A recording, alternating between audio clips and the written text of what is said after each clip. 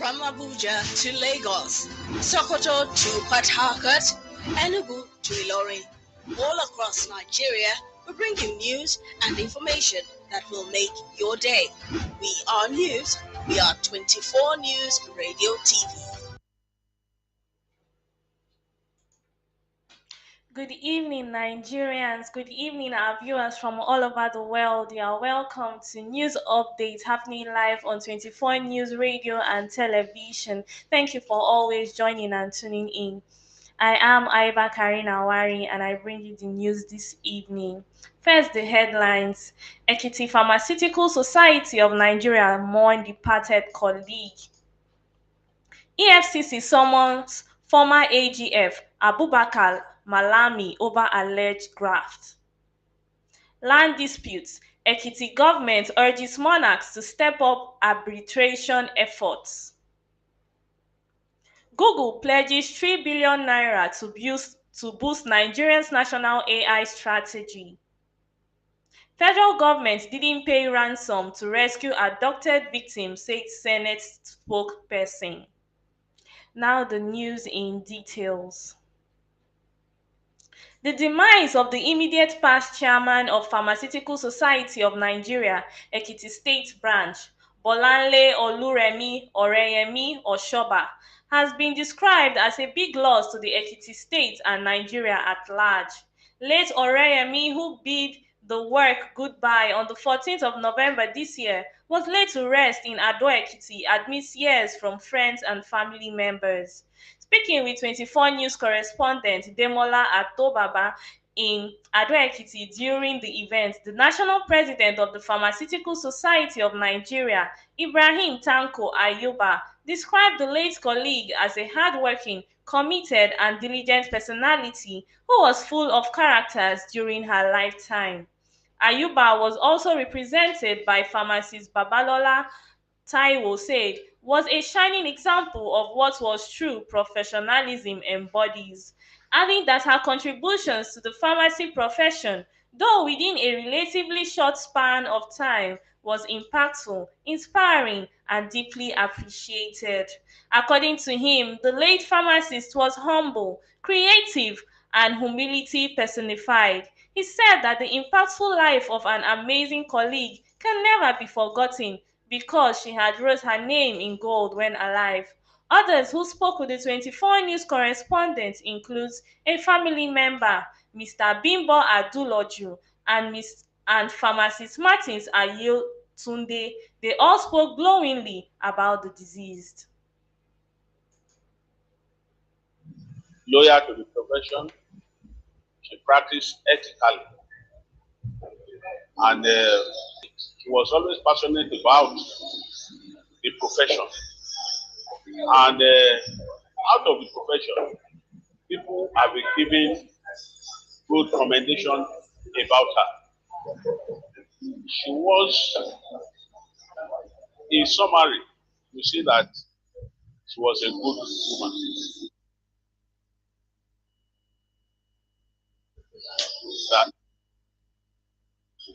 That every group would have wanted to have in respect of our profession. The upcoming ones to emulate our virtues, virtue of dedication, virtue of commitment, virtue of loyalty to the profession, virtue of good practice, and her banners, her characters, very affable, humble, and of course, she was cheerful, and she could relate with anybody, very accommodating. Those were very good attributes expected of a professional like us.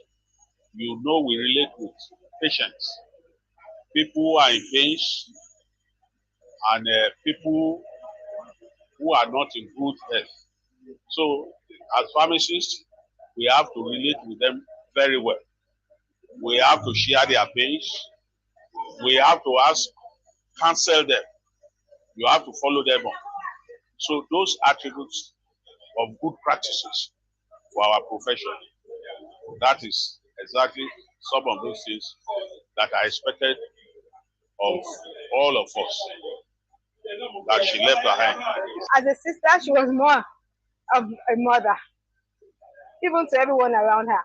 She likes to organize things, to put things together. She was a giver, a cheerful one at that. She loved to have everyone around her happy.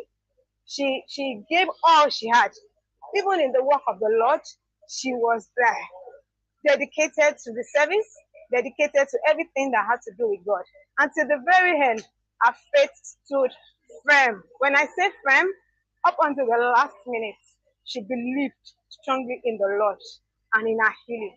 And to the glory of God, she won this battle. I have heavy hearts right now, but I'm consoled by the doggedness, the undying spirit of the will of our departed colleague to actually make promises, take pride of it in the Committee of Health Professions.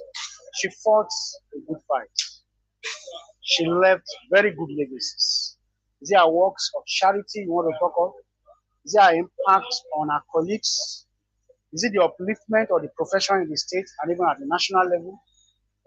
Words will not be enough to describe her. Just pray that Pharmacists well committed. Made pharmacist Mrs. Bolanle Oluremi Oreyemi Oshoba rest in peace. Amen. The Economic and Financial Crimes Commission (EFCC) has summoned the former Attorney General and Minister of Justice Abubakar Malami for questioning over alleged graft. Malami disclosed this through his verified Twitter X handle, which was cited by the 24 News. Abubakar Malami wrote, "This is to confirm that I have been invited by the EFCC. As a law-abiding and patriotic citizen, I hereby reaffirm my commitment to honor the invitation.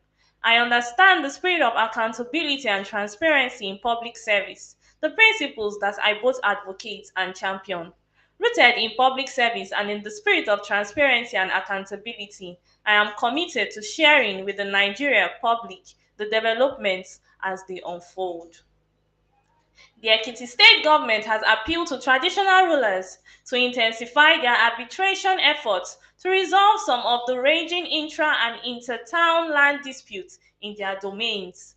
The Ekiti State Deputy Governor, Chief Mrs. Monisa Adeafuye, spoke in Ado-Ekiti on Thursday while mediating in a land brawl between the Iye and Ikun Ekiti from Ile-Jemeje and Moba local government areas, respectively. The mediation was sequel to the petition written by the Oniye of Iye-Ekiti, Oba Jonathan Abola Oni, raising eyebrows over encroachment on their lands by the Ikun Ekiti farmers, which he feared could stroke violence and bloodshed if not tackled swiftly. Speaking at the parley, Mrs. Afuye, in a statement by her special assistant on media, Victor Ogunje, said the traditional rulers, as custodians of culture, customs, and traditions, must get involved in land dispute resolution to abate the burdens of the government. She has asserted that the government can't solely resolve some of these issues, hence the imperative of traditional rulers holding regular meetings to strengthen rough edges before snowballing into full-scale war. Speaking to the petition, the Oniye of Iye-Ekiti, Oba Jonathan Abola Oni, claimed that the disputed land had long belonged to his town, which was given to Ikun farmers upon payment of royalties. The monarch stated that attempts by his neighbors to claim the land may trigger insurrection and violence that could threaten the long-standing relationship between the two towns. Based on the issues raised by Iye farmers, the monarch countered that the insignia-like pillars erected during the colonial era were not for permanent delineation between the communities, but to indicate boundaries between the southern and northern protectorates. A former commissioner in Ekiti, Honorable Segun Akinwumi, appealed to the two communities to allow unity, love, and peace reign between them, saying the matter can only be tackled through truthfulness and not by sectionalism and arm twisting. And Kinwumi, a town planning expert, revealed that the land had long been demarcated during the colonial eras with pillars that are still visible, revealing that these physical elements were still there and practically erasable. We'll be going on a quick short break. Stay tuned, we'll be right back.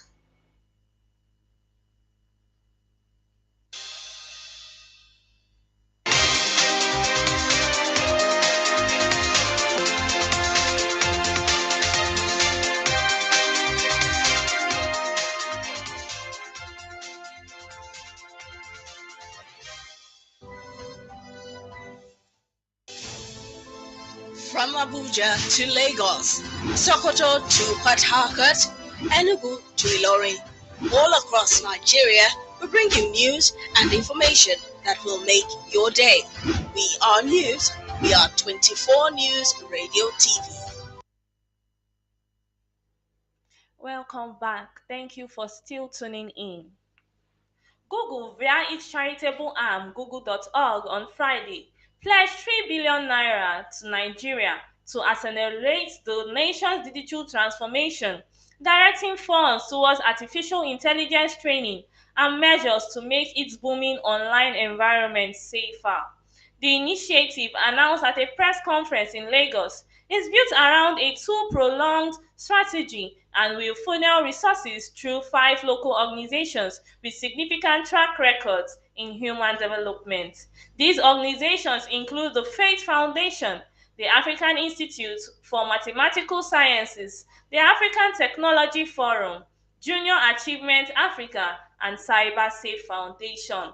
One strand focuses on cultivating advanced AI talent, the other on strengthening digital security. Together, the search engine giant aims to equip Nigeria with both a skilled workforce and a more resilient digital ecosystem, addressing the twin challenges of talent shortages and cyber vulnerability that threaten the country's ambitious digital agenda.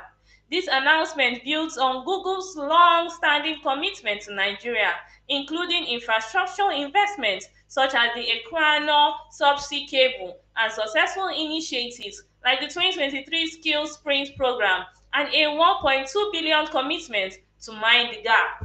This program trained 20,991 participants, including 5,217 women in AI and tech, and enabled 3,576 participants to move into jobs, internships, or businesses, demonstrating tangible progress in advancing Nigeria's digital economy. The spokesperson for the Senate, Senator Yemi Adaramodu, has stated that the federal government did not pay any ransom to secure the release of victims abducted in Kebbi and Niger State. From our side at the National Assembly, we believe the federal government did not pay any ransom to anybody, he said. Adaramodu also cautioned against assuming that military action did not only occur simply because no images or footage of arrests were presented. On the recent Kebbi school abduction, he confirmed that the Senate has set up an ad hoc meeting to investigate the circumstances, including reports that soldiers assigned to guard the school had left their posts shortly before the attack. The committee will also probe the death of Brigadier General Musa Oba, who was also involved in security operations against banditry. This development has raised questions about operational readiness in volatile areas. Emphasizing the confidentiality of military tactics, Adaramodu said, the ways and manners of the military, how they rescue victims, cannot and will not be made public. As a security agency, they will not tell us how many bullets they shot or how many guns they lost. He added, the job we gave them is to rescue the victims, our girls, our parents, our worshippers. What we know is that they brought back those who were ferried into the forest, and that is what matters. The Ekiti United Football Club is gearing for a strong comeback this coming Sunday as they host Akwa United FC at the Oluyemi Kayode Stadium in Ado Ekiti. The team has, however, intensified training, focusing on tactical and physical improvements after last weekend's away loss to Calabar Rovers. Speaking on behalf of the team, head coach Bolarinwa Idris expressed confidence in the team's readiness, saying, "We have put the loss behind us. The boys have worked hard and they are ready to take on Aqua United FC. Our focus is clear and our spirit is high." Coach Idris praised the players' positive response, citing strong competition in training and a united commitment to securing maximum points at home. He urged fans to pack the stadium, saying their support means everything to the team. Together, we can create an atmosphere that drives the boys to victory. The match is scheduled to kick off at 3 p.m. on Sunday, and Ekiti United FC is expecting a huge turnout from loyal supporters. The team is determined to make amends for their previous defeat and secure a win in front of their home crowd. With renewed determination and confidence, Ekiti United FC aims to bounce back strongly against Aqua United FC this Sunday. And this is all we have for you today on News Update. Thank you for always tuning in and joining on live on 24 News Radio and Television. We are always glad to have you here. I am Aiba Karin Awari. Till we meet again next time tomorrow. Bye.